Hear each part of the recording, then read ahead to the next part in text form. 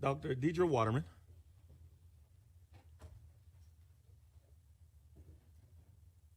Council, citizens, I've been asked by some concerned citizens to come and read the statement that I'd given to the press. It is sad that Mayor Grimo started off the very first day of his term as mayor with personal attacks against me. With all the transformational progress that Pontiac has made and the huge surplus in economic development I had left for him to build on, citizens had hoped that he would use that head start to benefit the continued progress of the city rather than repeating the slander politics of his past. I feel vindicated by the report of the auditors, even though they said that their research was limited because 11 people refused to participate in what they felt was an intentional smear campaign. The forensic auditors' calculations of their major findings disagree with the figures I relied upon from key senior finance department executives, Plant Moran, the city's long-term accounting firm, and the city attorneys Gianmarco Mullins and Horton, all of whom have been suspiciously fired or let go by the mayor in the last few weeks without ready replacements to perform these important tasks for the city. The forensic auditors also wanted me to keep my answers to them secret, but I copied the entire council so the information would be public and transparent. Order, please. This was to escape the ongoing cover-up about matters that Mayor Grimo did not want included in the forensic audit. Under my administration, Pontiac was on a trajectory of success and enjoyed well-publicized progress, which changed the narrative of this city. I was the first strong mayor ever to be reelected to Pontiac because of my long record of integrity, humanity, and service to the city. I always did the right thing for Pontiac, and I shouldn't be persecuted at the personal political vendetta of Tim Grimo. The rest will be revealed in time. Thank you. Mr. Larry Jasper. What item on the agenda, sir? Okay.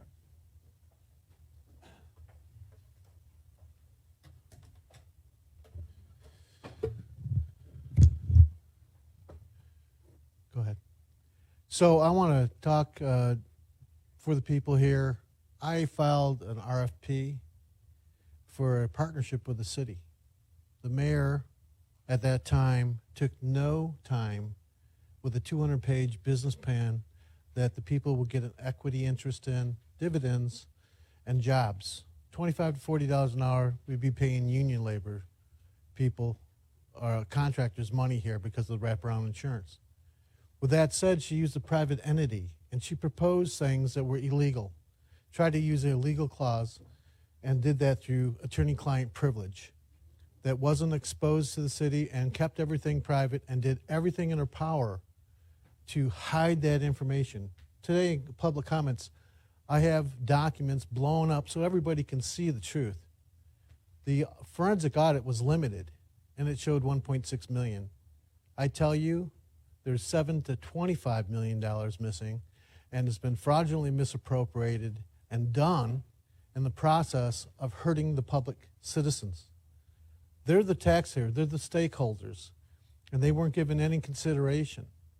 They used legal applications to hide the information, and they purposely did not expose addendums, parcels of the global settlement agreement that should have been exposed to the council so they can make good decisions. You can't make good decisions with bad information. On top of that, the mayor went on February 24th of 2021 and stated that the reason she was late in getting the documents to the people was because of a securities provision. What securities provision? All legal rights to the parking structure, the Ottawa Towers, were purchased with illegal monies.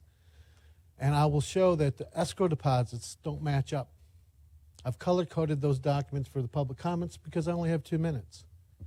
But the people are right. They deserve justice. And that's all I have to say. Hello, this afternoon, my name is Billy Swayzer. I want to thank the council and the mayor for the forensic audit on the previous administration.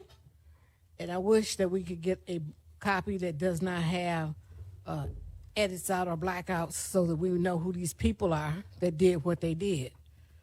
But I am glad that it is going forward for legal consequences because this is a lot of money for the city of Pontiac to be without and not be able to.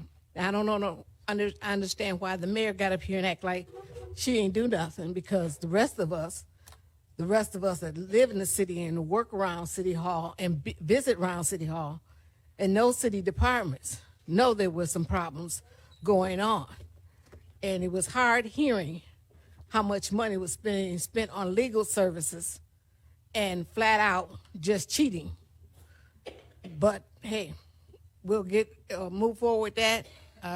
Read the recommendations and look forward to seeing what recommendations that the council recommend, and that we come back in order and compliance and act like a regular city and not like a bunch of lunatics and want to steal money.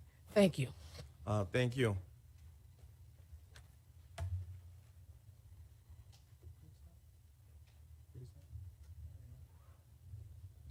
Mr. Blair McGowan.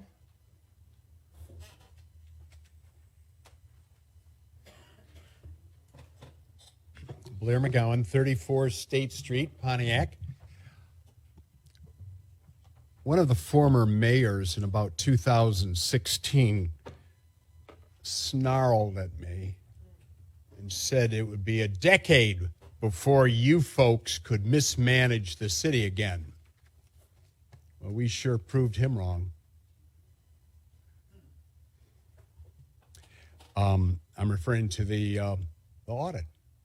The audit showed that we mismanaged the city much sooner than a decade, and it's a shame. And I hope that we can correct it, and I hope we can establish high rules. And over the years that I've been in town, since 1988, I've seen city council people go to jail and all kinds of skullduggery. And I hope that we can create new rules and live by them. And I hope we don't ever have to see any of you well-intentioned people fall. That would be a shame. I'm very discouraged, but I'm not surprised. The mayor said that he was truly gravely concerned, truly alarmed, and not at all shocked. I'm not shocked either. I'm just disappointed. I'm tired. I'm fatigued. And it's time that we started moving in a better direction. And I recognize that it's not internal. We've been under assault. We've been under assault from outside forces for decades because this is a minority city. And we can point to specific issues like the imposition of the emergency manager system that took advantage of our mistakes and took control of the city. We can look back many years and see how we're under assault. And we're smart enough to rise above that. And I want to point to a specific thing that we can consider doing. Al Cooley pointed out he got one bid on a big construction project. Only one bid. The mayor pointed out we've got to fix a bridge and it's going to cost $9 million and somebody's going to get that contract. And we all know that we're going to redo Wide Track and it's going to cost 10 or 15 or $20 million. There's an interesting essay called White Man's Highways Through Black Man's Homes.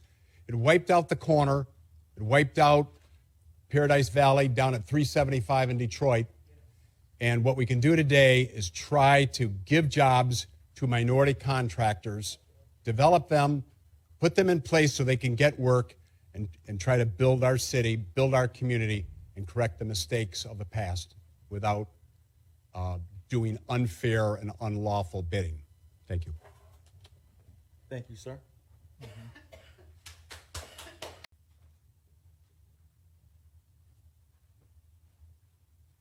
Thank you. Mr. Larry Jasper.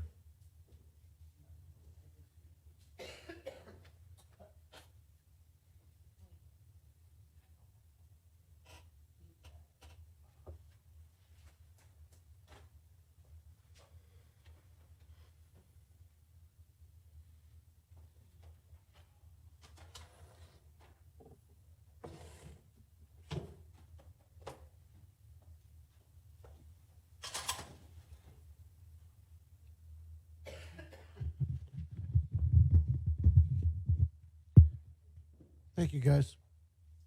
So talk about the forensic audit, and we talked about it being limited.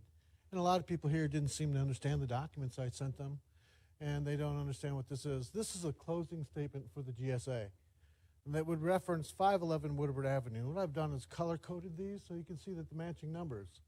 This is a letter of intent by the mayor in order to provide the GSA. If you notice here, 511 is proposed at 10.7 million. This was the same thing that we saw when the GSA came out. Of course, nobody was given those documents. Ironically, at the closing statement, it was 3.848 million. So we have a, I don't know, $6.852 million difference. Jeepers creepers, where'd that go? Okay, then we go down here to the tower's financing, which we see max here. But this little indication of $5.452 million is a penalty that the city of Pontiac paid. Nobody knew about that. It wasn't put in there. Oh, I'm sorry. We put $7 million into an escrow earnest money deposit. That's a real estate term for deposit. We only spent $3.2 million. Explain to me where $3.8 million went. Okay. So that's just the beginning of all this stuff. And I've tried to play this out for 6 months for you. This is a confidentiality agreement entered by the mayor, attorney-client privilege. This is why all the documents coming into the council were attorney-client privilege. It's a legal way of hiding information. Unless disclosure is required by law, a lawsuit has to be filed. Why is that important? Well, here we have a promissory note that there's no interest paid for the first year. We also have their increasing principal balance of $1.458 million ballooning in 7 years. God, where'd that come from? We're worried about $1 million in taxes. I just showed you $10 million. Now here's the contracts that the forensic audit talked about that they couldn't see. If you notice, this is a limited liability company called Urban Development of Michigan. They want $7.7 million up front or at closing of the GSA, the Global Settlement Agreement. Oh my God, the private group? Okay, what do they include? They want privacy to the Oakland County Bank. It didn't exist back then. They want to pay $700,000 for a maintenance agreement, and they want all legal rights to the Phoenix Center. Oh my God, all this was just through a illegal subcommittee that was does issued. conclude your time. Thank you.